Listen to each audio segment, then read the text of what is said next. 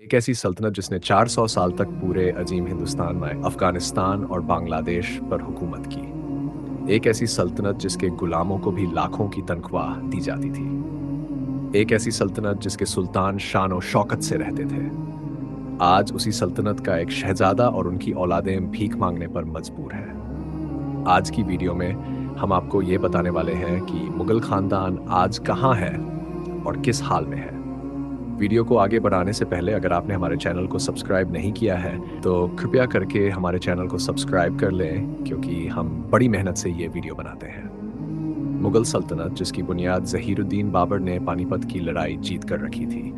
ज़हीरुद्दीन बाबर ने पानीपत की जंग जीतकर पूरी दिल्ली सल्तनत को ख़त्म कर वहाँ अपनी मुगल सल्तनत कायम कर दी। इसके बाद उसके बेटे हुमायूं अपने बाप की तरह कामयाब हुक्मरान नहीं बन सका, लेकिन फिर हुमायूं का बेटा यानी जलालुद्दीन अकबर, उसने मुगलिया सल्तनत को बहुत तरक्की दी और उसकी सरहदें काफ़ी बढ़ाई। जलालुद्दीन अकबर के दौर में मुगल सल्तनत ने बहुत उन्नति की, लेकिन मुगल सल्तनत का असली तरक्की का दौर औरंगज़ेब आलमगीर हज़रत से शुरू होता है।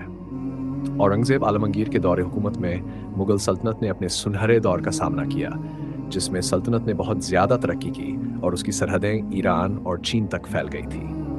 लेकिन तारीख गवाह है कि जिसने भी सल्तनत ने उरूज उन्नति हासिल किया है, उसे जवाल पतन का सामना भी करना पड़ा है। ऐसा ही मुगल सल्तनत के साथ भी हुआ। मुगल सल्तनत के नालायक हुक्मरानों ने सल्तनत मुगलिया को जवाल की तरफ धकेल दिया और उसे इतना कमज़ोर कर दिया कि नादिर शाह, फिर मराठा और अंग्रेज़ों ने मुगल सल्तनत पर हमले किए और उसे और भी कमज़ोर कर दिया। मुगल सल्तनत का आखिरी सुल्तान बहादुर शाह जफ़र था, जिसने अंग्रेज़ों से आज़ादी की जंग लड़ी, लेकिन अफसोस के साथ वह नाकाम हो गया और बहादुर शाह जफ़र को गिरफ्तार कर लिया गया। दरबार जिसमें मुगलों के अजीम सुल्तान बैठा करते थे, आज वहीं पर 3 अंग्रेजी जज बैठे थे और उन्हें फैसला करना था मुगल सुल्तान यानी मुगलों के आखिरी सुल्तान बहादुर शाह जफ़र का। उन्होंने बहादुर शाह जफ़र को गिरफ्तार कर लिया और उन पर बगावत का इल्ज़ाम लगाया और उन्हें मुल्क बदर कर दिया। उन्हें रंगून भेज दिया गया। बहादुर शाह जफ़र के सारे बेटों को मार दिया गया, लेकिन उनके 2 बेटों को जिंदा रखा गया। उन 2 बेटों के नाम मिर्जा शाह अब्बास और मिर्जा जवा एन बख्श थे। अंग्रेज़ों ने उन दोनों को इस शर्त पर जिंदा रहने दिया था कि वे कभी भी हिंदुस्तान वापस नहीं जाएंगे। अंग्रेज़ों को ये बात मालूम थी कि अगर बहादुर शाह के दोनों बेटे हिंदुस्तान में वापस लौटे तो वे बहादुर शाह जफ़र के बेटों की हैसियत के मुताबिक एक बड़ी ताकत बनकर उभर सकते हैं और वे लोग अपने आप को सुल्तान भी घोषित कर सकते हैं। इसके अलावा वे अंग्रेज़ों के खिलाफ कोई बगावत भी कर सकते हैं। इसीलिए अंग्रेज़ों ने उन दोनों से ये शर्त रखी कि अगर वे लोग हिंदुस्तान वापस नहीं आएंगे तभी उन्हें जिंदा रखा जाएगा। मिर्जा शाह अब्बास की शादी रंगून के एक बहुत बड़े व्यापारी के साथ हुई थी, जिनसे उनकी कई औलादें थीं। लेकिन उनकी औलादें आज गुर्बत में रंगून की गलियों में भटकती हुई और 2 वक्त की रोटी के लिए तरसती हुई देखी गई है।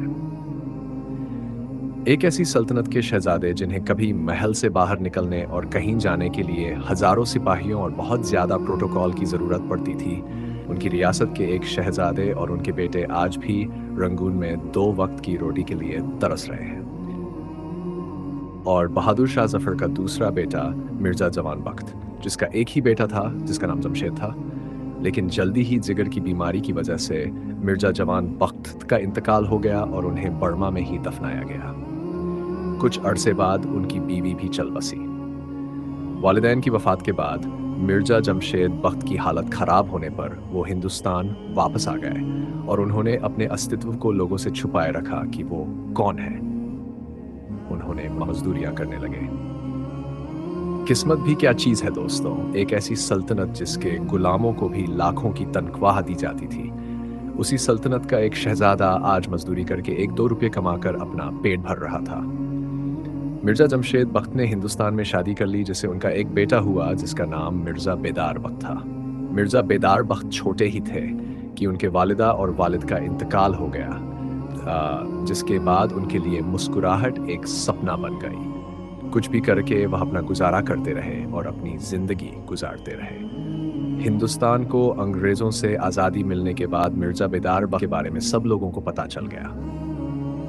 जब हिंदुस्तान यानी भारतीय हुकूमत को इस बात का पता चला कि मिर्ज़ा बेदार बख्त मुगलों के ख़ानदान से हैं, तो उन्हें महीने की पेंशन देने का फ़ैसला किया गया। हालांकि वह पेंशन इतनी कम थी कि मिर्ज़ा बेदार बख्त उससे अपना घर भी ठीक से नहीं चला पाते थे।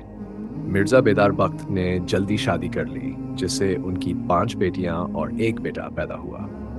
जब तक मिर्ज़ा बेदार बख्त जिंदा थे, उन्हें पेंशन मिलती रही, लेकिन उनकी मौत के बाद भारतीय हुकूमत ने उनकी बीवी को पेंशन देने से इनकार कर दिया। पेंशन बंद होने के बाद उनकी बीवी और बच्चों के लिए हालात बेहद मुश्किल हो गए। आखिरकार मिर्ज़ा बेदार बख्त की बीवी ने एक चाय का ठेला लगा लिया, जिससे वह अपने बच्चों का पेट पालती थी। मुगल सल्तनत, जिसने पूरे भारतीय उपमहाद्वीप पर 400 साल तक हुकूमत की, आज उन्हीं की फैमिली और उनके सुल्तान के परपोते कोलकाता की गलियों में ठोकर खा रहे हैं। उन्हें खाने के लिए भी कुछ नहीं है और अपने गुजारे के लिए चाय का ठेला लगाना पड़ रहा है। वही मुगल शहजादे और शहजादियां, जिन्हें कभी किसी ने ही नहीं देखा था, आज उनकी औलादें गलियों में भीख मांग रही हैं। ये अद्भुत मुगल साम्राज्य का परिवार है। मिर्ज़ा बेदार बख्त की बीवी ने लाल किले को अपनी जायदाद घोषित किया है और सुप्रीम कोर्ट में यह अपील दर्ज की है कि लाल किला उनकी मिल्कियत है और भारतीय हुकूमत ने इस पर गैर कानूनी कब्जा किया हुआ है। उन्होंने इसका मुआवजा मांगा है क्योंकि जो लाल किला है उसे मुगलों ने बनवाया था, जहां उनका महल भी था और जो लाल किला उनकी हिफाजत करता था। आज़ादी से पहले यह लाल किला बहादुर शाह जफ़र के अधीन था और बहादुर शाह जफ़र की इस पर हुकूमत चलती थी, इसलिए यह लाल किला मुगलों की मिल्कियत है, ऐसा मिर्ज़ा बेदार बख्त की बीवी का कहना है। दोस्तों, तो आज की वीडियो बस यहीं पर ख़त्म होती है। आज की वीडियो में हमने आपको बताया कि मुगलों का ख़ानदान आज कहाँ है और किस हाल में है। ये जानकारी हमने बड़ी मुश्किल से इकट्ठी की है और आपके लिए ये वीडियो बनाई है। आपसे गुजारिश है कि हमारे चैनल को ज़रूर सब्सक्राइब कर दें और हमारी वीडियो को लाइक भी कर दें। खुदा हाफिज़।